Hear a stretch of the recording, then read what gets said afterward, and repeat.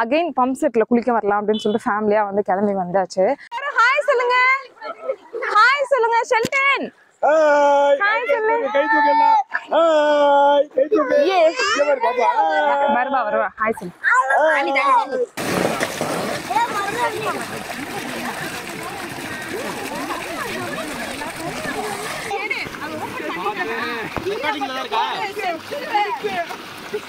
அங்க ஐஸ்ல ஆகா என்ன கதகளி டான்ஸ் ஆடுறீங்க.